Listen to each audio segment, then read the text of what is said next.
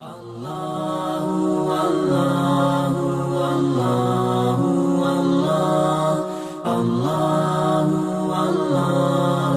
في شأن عظمة حبيبه الكريم إن الله وملائكته يصلون على النبي يا أيها الذين آمنوا صلوا عليه وسلموا تسليما اللهم صل على سيدنا محمد وعلى آله وصحبه أفضل صلواتك وعدد معلوماتك وبارك وسلم۔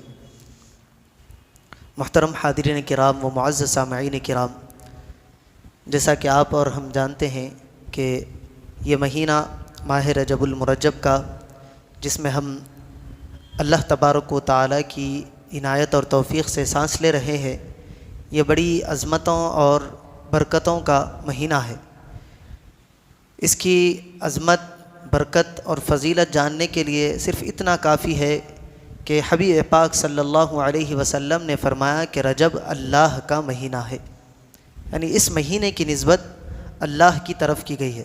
جس طرح کعبۃ اللہ کو اللہ سے نسبت ہے کہ کعبہ اللہ کا گھر ہے، لیکن اللہ وہاں پر موجود نہیں ہوتا، اللہ اس میں رہتا نہیں ہے، اسی طرح رجب کو جو فضیلت اور مقام حبیب پاک صلی اللہ علیہ وسلم نے ارشاد فرمایا کہ یہ رجب اللہ کا مہینہ ہے، تو یہ نسبت اس طرح ہے کہ رجب کے اندر اللہ تبارک و تعالیٰ کی خاص نوازشوں کا نزول بندوں پر ہوتا ہے۔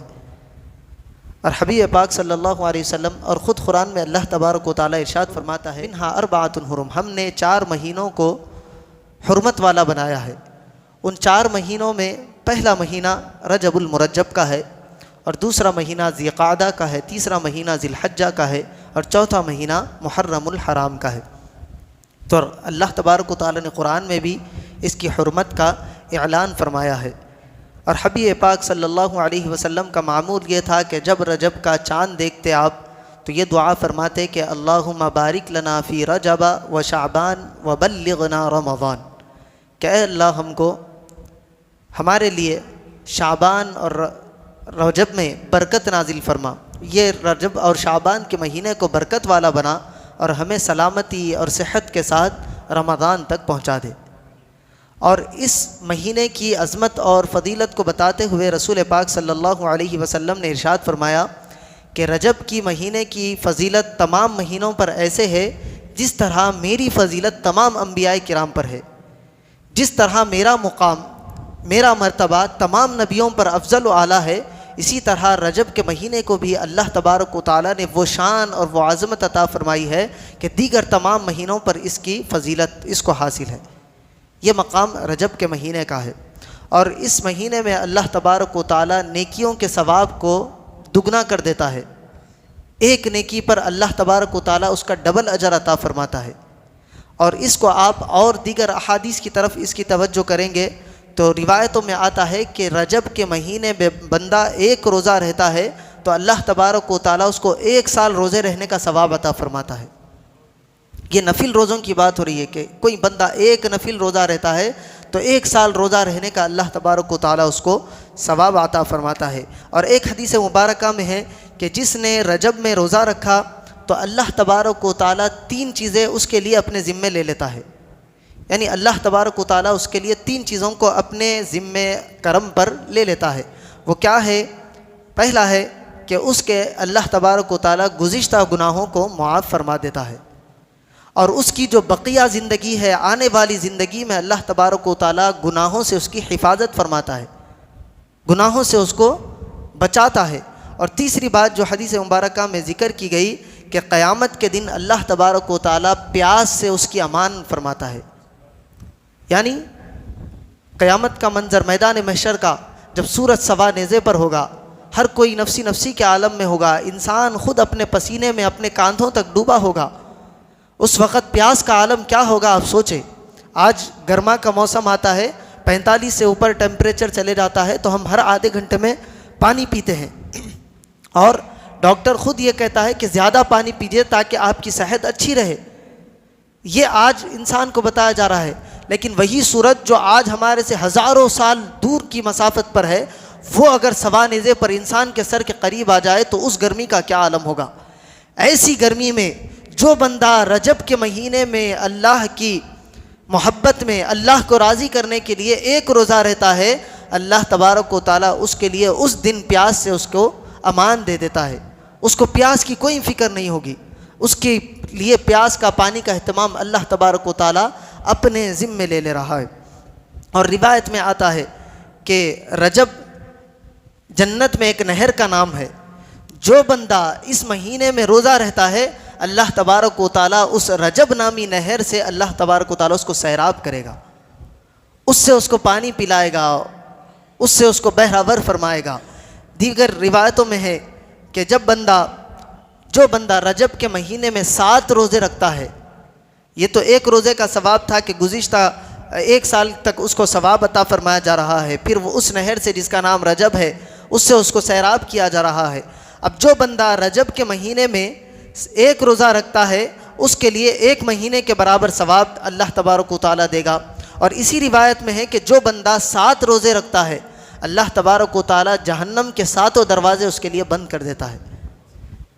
اب جس کے لیے 7 دروازے جہنم کے بند ہو گئے اس کا مقدر پھر جنت ہی ہوگا۔ تو جو بندہ 7 روزے اس مہینے میں رکھتا ہے تو اللہ تبارک و تعالیٰ اس کے لیے جہنم کے 7 دروازوں کو بند کر دیتا ہے۔ اور روایت میں آتا ہے کہ جو بندہ 8 روزے رکھتا ہے اللہ تبارک و تعالیٰ اس کے لیے جنت کے 8 دروازوں کو کھول دیتا ہے، یعنی جنت کے 8 دروازے ہیں۔ کسی کا نام ہے باب الصوم، کسی کا نام ہے باب الصلاۃ، کسی کا نام ہے باب الزکاۃ، کسی کا نام ہے باب الصدقات، دیگر روایتوں میں دیگر نام آپ کو ملتے ہیں کہ جو بندہ نمازی ہوگا وہ 1 دروازے سے جائے گا، جو بندہ روزے رہتا ہے وہ 1 دروازے سے جائے گا، جو بندہ زکوٰۃ اور صدقات اللہ کی راہ میں مال خرچہ کرتا ہے اس کے لیے 1 دروازہ ہے۔ لیکن جو بندہ رجب کے مہینے میں روزے رکھتا ہے اور 8 روزے رہ لیتا ہے اللہ تبارک و تعالیٰ اس کے لیے تمام دروازوں کو کھول دیتا ہے۔ یہ مقام اور یہ فضیلت اللہ تبارک و تعالیٰ نے رجب کے مہینے کو عطا فرمائی ہے۔ اسی روایت میں آگے آتا ہے کہ جو بندہ 10 روزے رکھتا ہے اس مہینے میں آسمان سے ندا دینے والا اس کے لیے ندا دیتا ہے کہ اے روزے رکھنے والے، جس نے 10 روزے رہے اس کے لیے ندا ہوتی ہے کہ اے روزے رکھنے والے اللہ تبارک و تعالیٰ نے تجھے بخش دیا ہے۔ تو اس مہینے میں روزے رکھنے کی بڑی اہمیت ہے۔ اور آگے روایت میں ہے کہ جو بندہ 27 رجب کو، یعنی ہم 27 رجب کا اہتمام کرتے ہیں، 26 رجب المرجب کے دن اور 27ویں شب معراج ہوتی ہے، 27ویں شب میں ہم دعائیں کرتے ہیں، رات بھر جاگ کر اللہ کی عبادت کرتے ہیں، دوسرے دن 27ویں تاریخ کا ہم روزہ رہتے ہیں۔ جو بندہ 27ویں رجب کا یعنی جاگ کر اس دن سحری کر کے روزہ رہتا ہے اللہ تبارک و تعالیٰ اس کو 6 مہینے روزے رکھنے کا ثواب عطا فرماتا ہے، یا دیگر روایت کے مطابق 60 مہینے روزے رکھنے کا اللہ تبارک و تعالیٰ اس کو ثواب عطا فرماتا ہے۔ یہ جو مہینے میں ہم سانس لے رہے ہیں یہ بڑا عظمت والا، برکت والا، فضیلت والا مہینہ ہے، اس کی قدر کرنی چاہیے، جتنی عبادتیں اس کے اندر ہو سکتی ہے ذوق اور شوق کے ساتھ اللہ کی رضا کے لیے عبادتیں کرے۔ روزے رکھ سکتے ہیں تو نفل روزے ہیں رکھنے کی کوشش کرے، کیونکہ کیا ہوتا ہے جب بندہ رجب سے روزے رکھنے کا آغاز کرتا ہے، رجب میں کچھ دن، شعبان میں کچھ دن، تو پھر رمضان میں اس کے لیے روزے رہنا آسان ہو جاتا ہے۔ بعض حضرات رمضان کے آغاز میں بڑی پریشانی کے عالم میں ہوتے ہیں کہ بھائی پیاس لگ رہی ہے، کام پہ بھی جانا ہے، یہ کرنا ہے۔ بعض حضرات تو ایسے ہے کہ اس سوچ میں روزے چھوڑ بھی دیتے ہیں، اللہ کی پناہ ہے ایسے لوگوں کے لیے۔ تو یہ جو بندہ نفل روزوں کے ذریعے اہتمام کرتا ہے پھر رمضان میں روزے رکھنا اس کے لیے کوئی بڑی بات نہیں ہوتی، آسانی کے ساتھ وہ پورا رمضان روزے رکھتے ہوئے گزار سکتا ہے۔ اور جو بندہ پھر عبادتوں کا بھی ثواب یہ ہے کہ ہر عبادت کا ثواب اللہ تبارک و تعالیٰ ڈبل کر رہا ہے، تو یہ بتلانا ہے کہ تم اب سے عبادتوں کی تیاری کرو، تو پھر رمضان میں جو تمہارے پاس عبادتیں آنے والی ہے اس میں آتے آتے آپ کا ذوق اور شوق بڑھے گا اور عبادتوں کے اندر آپ کو لذت حاصل ہوگی۔ تو یہ مہینے سے ہمیں استفادہ کرتے ہوئے عبادتوں میں بھی زیادتی کرنی چاہیے، اور ہو سکتا ہے تو روزے رہ کر اللہ تبارک و تعالیٰ کو منانے کی کوشش کرنی چاہیے۔ یہ تو رجب کی فضیلت تھی جس کو ہم نے سماعت کیا۔ اب رجب المرجب کو اللہ تبارک و تعالیٰ کے نیک بندوں سے بھی اس کی نسبت حاصل ہے، بالخصوص اس مہینے کو حبیب پاک صلی اللہ علیہ وسلم کے سفر معراج سے نسبت حاصل ہے۔ اسی طرح اس مہینے میں حضرت سیدنا علی مرتضیٰ کرم اللہ تعالی وجہ الکریم کی ولادت کا دن ہے 13 رجب المرجب۔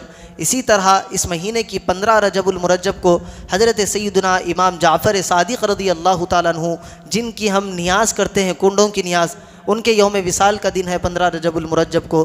اسی طرح اس کے پہلے ہفتے میں حضرت خواجہ خواجگاں خواجہ غریب نواز ہند الولی رضی اللہ تعالیٰ عنہ کا یوم وصال اور یوم عرس ہے، کیونکہ ہر مہینے کے 4 ہفتے ہوتے ہیں، اور اس مہینے کے 4 ہفتوں کو اللہ تبارک و تعالیٰ نے شرف اور فضیلت یہ بھی عطا فرمایا ہے کہ پہلے ہفتے میں غریب نواز کا عرس ہے، دوسرے ہفتے میں حضرت مولائے کائنات علی مرتضیٰ کرم اللہ وجہ الکریم کی ولادت کا دن آتا ہے، تیسرے ہفتے میں حضرت امام جعفر صادق کی نیاز ہوتی ہے، اور چوتھے ہفتے میں معراج کا ذکر ہوتا ہے۔ تو ان تمام ایام کو اللہ تبارک و تعالیٰ نے خاص نعمتوں سے سرفراز فرمایا ہے۔ تو یہ جو مہینہ ہے اس کو خواجہ خواجگاں خواجہ غریب نواز ہند الولی رضی اللہ تعالیٰ عنہ سے نسبت ہے۔ 6 رجب المرجب کو آپ کا عرس مبارک سرزمین اجمیر پر آپ کے آستانے پر بڑی دھوم دھام کے ساتھ منایا جاتا ہے۔ لوگ عقیدتوں اور محبتوں کا اظہار کرتے ہیں، ہندوستان ہی نہیں بلکہ بیرون ہند سے بھی لوگ آپ کے آستانے پر حاضری دینے کے لیے عرس شریف کے موقع پر پہنچتے ہیں۔ اب آپ سوچیں کہ اولیاء اللہ سے چڑھنے والے، اولیاء اللہ پر اعتراض کرنے والے، ان کو کیا معلوم کہ اولیاء اللہ سے وابستہ ہونے والوں کو کیسے فیوض و برکات حاصل ہوتے ہیں۔ ایک انسان محنت کر کے کماتا ہے، خون پسینے کی کمائی جسے کہتے ہیں، سال بھر محنت کرتا ہے، کماتا ہے، اور جب غریب نواز کا عرس آتا ہے تو وہی محنت کیا ہوا پیسہ لگا کر غریب نواز کے در پر حاضری دینے جاتا ہے۔ کوئی تو وجہ ہوگی، کچھ تو اس کو فائدہ حاصل ہوا ہوگا غریب نواز کے در سے، غریب نواز کا کچھ تو اس کو فیض ملا ہوگا کہ جو مال محنت سے کمایا ہے وہ مال خرچہ کر کے غریب نواز کی بارگاہ میں پہنچ رہا ہے۔ دور دور سے لوگ آتے ہیں، 3 4 دن کے سفر کی وہ لوگ صعوبتوں کو برداشت کرتے ہیں اور غریب نواز کے آستانے پر حاضر ہوتے ہیں۔ آپ یہاں سے آج بھی جائے تو 1.5 دن 2 دن کا آپ کو سفر لگتا ہے ٹرین میں، اگر آپ جائیں گے غریب نواز کے آستانے تک پہنچنے تک۔ بے شمار لوگ، گنتی نہیں ہے، اتنے لوگ اپنے گھروں کو چھوڑ کر غریب نواز کے آستانے پر جاتے ہیں۔ تو یوں ہی غریب نواز کے آستانے پر لوگ نہیں پہنچتے ہیں تو کچھ تو فیوض و برکات ان کے حاصل ہوتے ہیں، اسی لیے تو لوگ جوق در جوق جاتے ہیں۔ اور غریب نواز پر تو کا کرم اور احسان تو سارے ہندوستان والوں پر ہے۔ حضرت غریب نواز رضی اللہ عنہ نے لاکھوں لوگوں کو اپنی حیات طیبہ میں اسلام کا جو مژدہ ہے وہ پہنچایا، اسلام کے اندر ان کو داخل فرمایا۔ آج ہم مسجدوں میں بیٹھے ہیں، مسجدوں کے ممبروں سے صدائیں گونج رہی ہے، حی علی الصلاۃ حی علی الفلاح، اور امام امامت کر رہا ہے، مقتدی نماز پڑھ رہے ہیں، تو یہ بھی فیضان ہے حضرت غریب نواز رضی اللہ عنہ کا۔ حضرت غریب نواز نے جو کردار کے ذریعے، اپنے اخلاق کے ذریعے اسلام کو لوگوں تک پہنچایا، وہ کوئی عام اور معمولی بات نہیں ہے۔ روایتوں میں آتا ہے کہ صرف دہلی سے اجمیر کے سفر تک، آپ کی سیرت لکھنے والے لکھتے ہیں کہ دہلی سے لے کر اجمیر کا سفر، اتنے سفر میں آپ نے 90 لاکھ لوگوں کو کلمہ پڑھایا ہے۔ تو سوچیں آپ غریب نواز کی زندگی میں آپ نے کتنے لوگوں کو کلمہ پڑھوایا ہوگا، صرف ایک سفر کا یہ عالم ہے۔ اور غریب نواز رضی اللہ عنہ نے کبھی کسی کو زور کے ذریعے، تلوار کے ذریعے ڈرا کر دھمکا کر اسلام قبول نہیں کروایا، بلکہ اپنے اخلاق کے ذریعے، اپنے کردار کے ذریعے، اپنی سیرت کے ذریعے اسلام کا جو اسوہ ہے اس اسوے کو بتاتے ہوئے غریب نواز نے لوگوں کو وہ بتائی تعلیمات اسلام کی، اور لوگ جوق در جوق آتے گئے اور آپ سے وابستہ ہوتے گئے۔ حضرت غریب نواز رضی اللہ تعالیٰ عنہ کا یہ معاملہ تھا۔ آپ کی والدہ محترمہ فرماتی ہیں کہ جب حضرت غریب نواز رضی اللہ عنہ آپ کے پیٹ میں تھے، آپ کی والدہ فرماتی ہے کہ میرے پیٹ سے کلمہ شریف کے ورد کی آواز آیا کرتی تھی۔ حضرت غریب نواز والدہ کے پیٹ میں کلمہ طیبہ لا الہ الا اللہ محمد رسول اللہ کا ورد کیا کرتے، اور آپ کی والدہ اس آواز کو سماعت فرمایا کرتی۔ تو یہ آپ کے دنیا میں تشریف لانے سے پہلے کا معاملہ ہے۔ جب آپ دنیا میں لا لے، آپ دیکھیں حضرت غریب نواز کا نام خواجہ معین الدین کے نام سے آپ مشہور ہے، لیکن آپ کا اصل نام حسن سنجری ہے۔ آپ کا اصل نام حسن ہے، معین الدین یعنی دین کی مدد کرنے والے، اس لقب سے آپ مشہور ہوئے۔ اور خواجہ غریب نواز کا لقب تو ہر ایک کی زبان پر آپ جاری و ساری ہے۔ تو یہ غریب نواز کی وجہ کیا ہے؟ حضرت غریب نواز رضی اللہ تعالیٰ عنہ لوگوں کو کھانا کھلانے کا بڑا جذبہ رکھتے تھے۔ بچپن ہی سے آپ کے معاملات ہم پڑھتے ہیں، آپ کی سیرت لکھنے والے لکھتے ہیں کہ جب آپ کی عمر مبارکہ 3 سال کی تھی تبھی آپ اپنے دوستوں کو ساتھ لے کر اپنے گھر لاتے اور دوستوں کو کھانا کھلایا کرتے۔ اپنی والدہ سے کہتے کہ دستر بچھایا جائے، میرے دوستوں کو کھانا کھلایا جائے۔ تو یہ غریب نوازی کی جو صفت تھی، لوگوں کو کھانا کھلانا اور لوگوں کے ساتھ اچھا معاملہ کرنا، جب آپ مدینہ منورہ چلے گئے حبیب پاک صلی اللہ علیہ وسلم کے دیار میں رہنے کے لیے، تو وہاں سے حضرت غریب نواز کو اشارہ ہوا کہ اے معین الدین، آپ ہندوستان کی طرف جائے اور وہاں ہمارے اسلام کی نشر و اشاعت کرے۔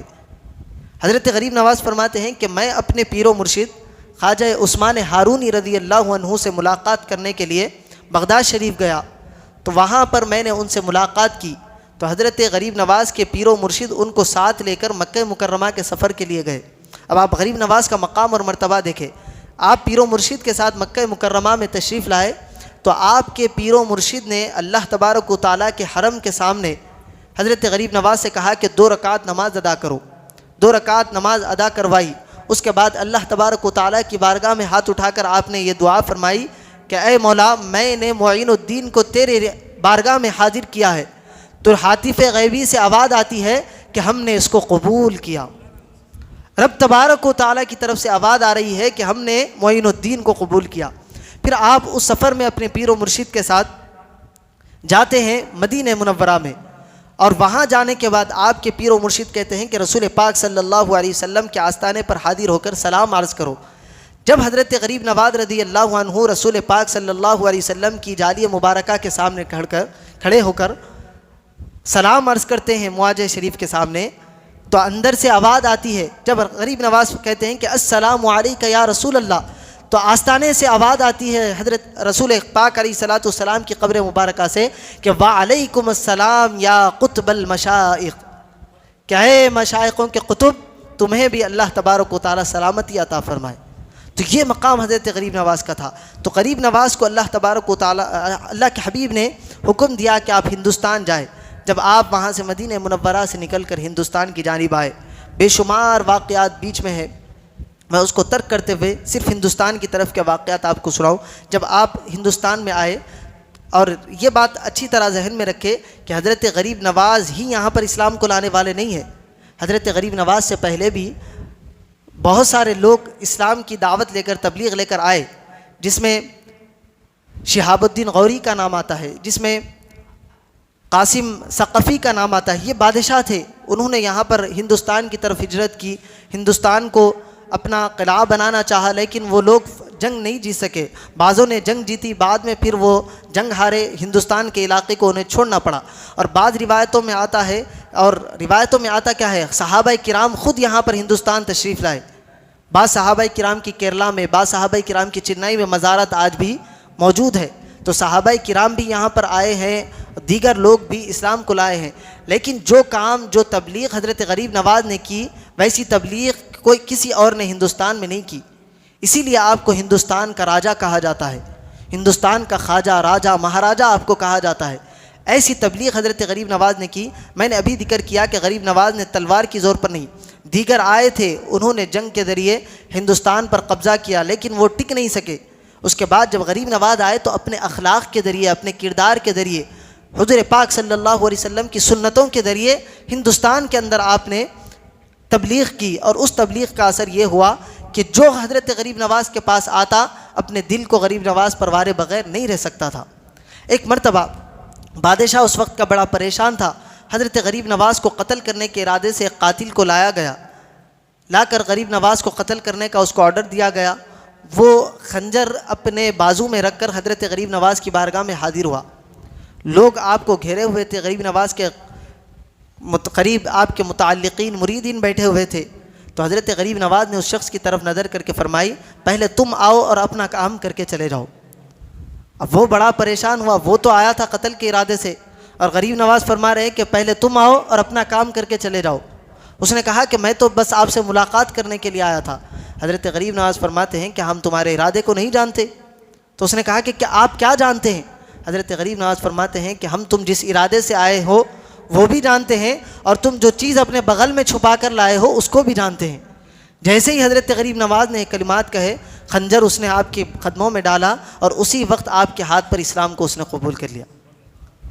یہ واقعات حضرت غریب نواز کے دیکھیں آپ، حضرت غریب نواز اگر چاہتے اس وقت آپ کی کئی متعلقین مریدین بیٹھے ہوئے تھے، اگر آپ ایک حکم دے دیتے، ایک اشارہ کر دیتے تو اس کے ٹکڑے ٹکڑے کر کے رکھ دیے جاتے، لیکن غریب نواز نے وہاں پر بھی اپنا اسوہ بتایا، اپنا کردار بتایا، اپنے اخلاق بتائے کہ پہلے آؤ تم اپنا کام کر لو۔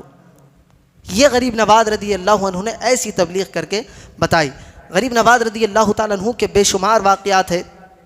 ہندوستان میں جب حضرت غریب نواز آئے تو آپ کو بڑا ستایا گیا، بہت ظلم۔ پرتھوی راج چوہان اس وقت کا بادشاہ تھا، پرتھوی راج بہت ظلم حضرت غریب نواز اور ان کے رفقا پر کر رہا تھا، مسلمانوں کو بڑا پریشان کر رہا تھا، یہاں تک کہ مسلمانوں کا سوشل بائیکاٹ کر دیا گیا۔ آج بھی کچھ لوگ کہہ رہے ہیں کہ مسلمانوں کا سوشل بائیکاٹ کیا جائے، ان سے کچھ خریدا نہ جائے، ان کو کچھ بیچا نہ جائے، ایسی باتیں آج بھی ہو رہی ہے نا، اس وقت بھی ہوئی تھی۔ پرتھوی راج چوہان نے آرڈر دے دیا کہ مسلمانوں سے نہ کوئی چیز لی جائے، نہ ان کو کوئی چیز بیچی جائے۔ اس وقت چراغوں میں تیل ڈال کر روشنی لی جاتی تھی۔ حضرت غریب نواز کے پاس بھی چراغ تھا۔ ایک دن کیا ہوا کہ خادم چراغ نہیں جلائے، تو حضرت غریب نواز نے پوچھا کہ آج چراغ کیوں نہیں جلائے؟ تو انہوں نے کہا کہ بازار سے تیل لانا ہے، لیکن تیل ہمیں بیچنے کے لیے کوئی تیار نہیں ہے۔ حضرت غریب نواز رضی اللہ تعالیٰ عنہ نے فرمایا کہ پانی لاؤ اور ہمیں وضو کرواؤ۔ حضرت غریب نواز نے وضو کیا اور کہا کہ اس پانی کو میں نے جس سے وضو کیا ہے اپنے چراغوں میں ڈالو اور آگ لگاؤ۔ حضرت غریب نواز کے وہ وضو کیے ہوئے پانی کو چراغوں میں ڈال کر سلگایا گیا تو وہ پانی غریب نواز کا آگ والا، تیل والا کام کر رہا تھا۔ اور حضرت غریب نواز نے صرف یہ کہا کہ اب بادشاہ کا تیل کوئی کام کرنے والا نہیں ہے۔ اسی وقت بادشاہ کے تمام محل کے جو شمعیں جل رہی تھی وہ تمام کی تمام بجھ گئی، کتنا ہی تیل ڈال لو اس پر آگ لگ نہیں رہی تھی۔ اور ادھر یہ عالم تھا کہ حضرت غریب نواز کے وضو کیے ہوئے پانی کا اثر تھا کہ اس پانی سے غریب نواز کے دیے جل رہے تھے۔ تو ایسا معاملہ حضرت غریب نواز کا تھا۔ حضرت غریب نواز کے رفقا کو ستایا گیا، یہاں تک کہ آپ پر پانی کو بند کر دیا گیا۔ وہ واقعہ آپ نے بارہا سنا ہوگا۔ حضرت غریب نواز نے صرف کہا کہ ایک کوزہ پانی لے کر آؤ، وہ مرید گئے اور ایک کوزہ لینے کی اجازت چاہی۔ بادشاہ کے جو آفیسر تھے، گارڈز تھے، ان سے انہوں نے اجازت دی، تو وہ ایک کوزہ جیسے ہی انا ساگر میں ڈالا، اگر کسی نے دیکھا ہوگا تو پتہ چلتا ہے ایک بہت بڑا انا ساگر ہے، بہت سارا پانی اس کے اندر ہے، بڑی دور تک اس کی مسافت ہے۔ تو ایک کوزے کے اندر وہ سما جانا، سارا کا سارا پانی آ جانا، یہ محال بات ہے۔ لیکن حضرت غریب نواز کی تعلیمات کا یہ اثر تھا، حضرت غریب نواز کی زبان سے جو کلمات نکل جاتے اللہ تبارک و تعالیٰ اس کو پورا فرما دیتا۔ حضرت غریب نواز نے کہا کہ جاؤ اس کوزے میں پانی لے کر آؤ، تو سارا کا سارا انا ساگر اس کوزے میں سمٹ کر آ گیا۔ جب بادشاہ کے غلاموں نے معافی مانگی تو وہ ایک کوزہ پلٹایا گیا تو سارا کا سارا پانی پھر سے بہنے لگا۔ یہ کرامتیں آپ نے دکھائی، جہاں کرامتوں کو دکھانا تھا وہاں کرامتیں دکھائی۔ لیکن پرتھوی راج چوہان ایسا اڑیل قسم کا انسان تھا، اتنی کرامتیں دیکھنے کے باوجود آپ کے مان نہیں رہا تھا، جادوگروں کو بلایا، دیگر چیزوں کے ساتھ آپ کو ستانے لگا، لیکن حضرت غریب نواز استقامت کے ساتھ ڈٹے رہے۔ اس کے بعد حضرت غریب نواز نے جب اس کا ظلم بڑھتا گیا، معمولی لوگوں کو ستانے لگا، تو حضرت غریب نواز نے سلطان شہاب الدین غوری کو خواب میں اشارہ فرمایا۔ یہ شہاب الدین غوری ایک مرتبہ آئے تھے اور یہ جنگ لڑنے کے باوجود ان کو ہار ہوئی، وہ واپس اپنے قلعے کو، اپنے آبائی مقام پر چلے گئے۔ حضرت غریب نواز سلطان شہاب الدین کے خواب میں آئے اور آ کر کہنے لگے کہ ہم نے پرتھوی راج چوہان کو زندہ گرفتار کر لیا ہے، اب تم آؤ اور اپنی سلطنت کو قائم کرو۔ تو حضرت غریب نواز تو یہ خواب میں آ کر ارشاد فرما گئے۔ اس کے بعد ایسا ہوا کہ پرتھوی راج چوہان کا ایک وزیر تھا جے چند نامی، اس نے شہاب الدین غوری کو خط لکھا اور کہا کہ یہ شہاب الدین غوری ہمیں بہت یہ پرتھوی راج چوہان ہمیں بہت ستا رہا ہے، آپ آئے حملہ کرے، پچھلی بار ہم اس کے ساتھ سے آئے تھے، اب ہم آپ کی طرف ہو جاتے ہیں، ہم دونوں مل کر اس کو نیست و نابود کر دیں گے۔ تو سلطان شہاب الدین غوری نے اپنے رفقا سے، اپنے وزیروں سے پوچھا تو سارے کے ساروں نے کہا کہ اب اس وقت ہم تیار نہیں ہیں، جائیں گے تو بھی شکست کا سامنا کرنا پڑے گا، پہلے ہی ہم شکست سے دو چار ہو کر آئے ہیں۔ لیکن شہاب الدین غوری نے کہا کہ جس ہستی کو میں نے خواب میں دیکھا ہے وہ بڑی برگزیدہ ہستی مجھے لگ رہی تھی اور یہ اللہ کی طرف سے اشارہ ہو سکتا ہے۔ تو حضرت غریب نواز کے وہ خواب کے اشارے پر سلطان شہاب الدین غوری ہندوستان کی طرف آئے اور پرتھوی راج چوہان کی طرف سے، پرتھوی راج چوہان سے انہوں نے لڑائی کی۔ لڑائی شروع ہوئی، ایک ایسا وقت بھی آ گیا کہ مسلمانوں کو پھر سے شکست ہونے لگی۔ تو سلطان شہاب الدین غوری پر لکھتے ہیں کہ وہ ایک شخص کو میں نے دیکھا کہ وہ گھوڑے پر بڑی تیزی کے ساتھ سوار ہوتے ہوئے آئے، بڑا نورانی ان کا چہرہ تھا۔ جب وہ میدان جنگ میں گھسے تو جنگ کے میدان کا نقشہ بدل گیا، مسلمانوں کو جہاں شکست ہو رہی تھی مسلمانوں نے وہ جنگ جیت لی۔ اس کے بعد وہ شخصیت ہم سے دور ہو گئی، غائب ہو گئی۔ اس کے بعد حضرت وہ شہاب الدین غوری فرماتے ہیں کہ میں نے حضرت غریب نواز کا چرچا سنا تھا کہ اس مقام پر ایک بڑے بزرگ رہتے ہیں، ان کا بڑا مقام اللہ کی بارگاہ میں ہے۔ تو حضرت غریب نواز سے ملنے کا انہوں نے ارادہ کیا اور ان کے ساتھیوں سے کہا کہ میں اس بزرگ ہستی سے ملاقات کرنا چاہتا ہوں۔ تو جب حضرت غریب نواز کے آستانے پر ان کے حجرے کے باہر آئے تو غریب نواز نے کہا کہ کسی کو آنے کی اجازت نہیں ہے، سلطان اکیلے ملنا چاہتے ہیں تو ہم ان سے ملاقات کریں گے، ورنہ سلطان سے کہے کہ واپس چلے جائے۔ حضرت غریب نواز کا جب یہ حکم سنا تو شہاب الدین غوری اکیلے ملنے کے لیے تیار ہوئے۔ جب شہاب الدین غوری حضرت غریب نواز کے حجرے میں آئے اور آپ کی صورت کو دیکھا تو زارو قطار آنکھوں سے آنسو جاری ہو گئے اور آپ کے قدموں میں گر گیا اور فرمانے لگے میں نے جو خواب میں شخصیت دیکھی تھی وہ بھی یہی شخصیت تھی، جو میدان جنگ میں آئے تھے گھوڑے پر وہ بھی یہی شخصیت تھی اور آپ یہاں موجود ہیں۔ حضرت غریب نواز نے اس طرح مدد کی شہاب الدین غوری کی۔ تو یہ اللہ تبارک و تعالیٰ اپنے برگزیدہ بندوں کو انعامات اور اکرامات سرفراز فرماتا ہے۔ حضرت غریب نواز کے بے شمار واقعات ہیں، عفو و درگزر کا معاملہ ایسا کہ قتل کرنے والا آتا ہے تو معاف فرما دیتے ہیں، اور لوگوں کے ساتھ محبت کا معاملہ ایسا کہ غریب کوئی بھی ہو، مسلمان ہو غیر مسلم ہو، آپ کے آستانے پر آتا ہے تو روزانہ روایتوں میں آتا ہے آپ نے اپنے خادموں کو فرما دیا تھا کہ 2 وقت کا کھانا جتنے ہمارے قریب کے غریب ہے، غربا ہے، مساکین ہے، ان کے لیے 2 وقت کا کھانا ہمارے دربار سے جانا چاہیے۔ آپ کے خادمین روزانہ 2 وقت کا کھانا جو فقراء ہوتے تھے، مساکین ہوتے تھے، جن کو ضرورت ہوتی تھی ان ضرورت مندوں تک 2 وقت کا کھانا پہنچایا کرتے تھے۔ اور غریب نوازی کا معاملہ یہ تھا کہ ہر ایک کو غریب نواز اپنے سینے سے لگایا کرتے تھے۔ آج بھی آپ دیکھیں برہمن جو ہوتے ہیں، دلیتوں کو جو نچلی ذات کے ہوتے ہیں، ان کو اپنے ساتھ نہ بٹھا کر کھانا پسند کرتے ہیں، نہ ان کے ساتھ رہنا پسند کرتے ہیں، نہ ان سے بات چیت کرنا پسند کرتے ہیں۔ آج بھی ہم اپنے ہندوستان میں یہ کلچر کو دیکھتے ہیں۔ اس وقت بھی ایسا ہی کلچر تھا، جو بڑے عہدے کے تھے، جو برہمن تھے، وہ نیچے والے ذات کے طبقے والوں کو منہ لگانا پسند نہیں کرتے تھے، دھتکار دیتے تھے۔ ایسے لوگوں کو، ایسے گندی حالت میں رہنے والوں کو، ایسے معاملات رکھنے والوں کو حضرت غریب نواز اپنے سینے سے لگاتے۔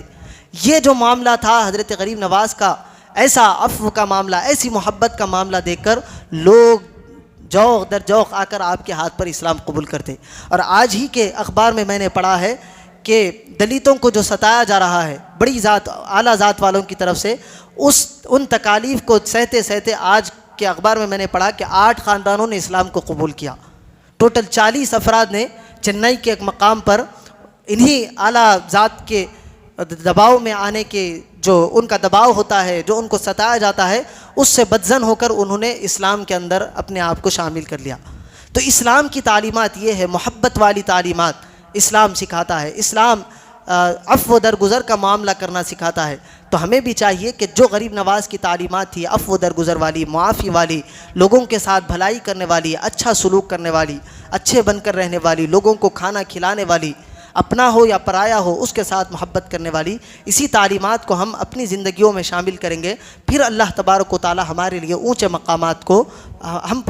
مقامات پر اللہ تبارک و تعالی فائز فرمائے گا۔ یہی حضرت غریب نواز کی زندگی کا درس ہے۔ ہم اللہ تبارک و تعالی کی بارگاہ میں دعا کرتے ہیں کہ مولا کریم ہماری دعاؤں کو قبول فرمائے، حضرت غریب نواز سے وابستہ رکھے، ان کے چاہنے والوں میں ہمارا نام شامل فرمائے۔ وصلی اللہ تعالی وسلم علی خیر خلقی سیدنا محمد وعلی آلہ واصحابہ اجمعین والحمد للہ رب العالمین۔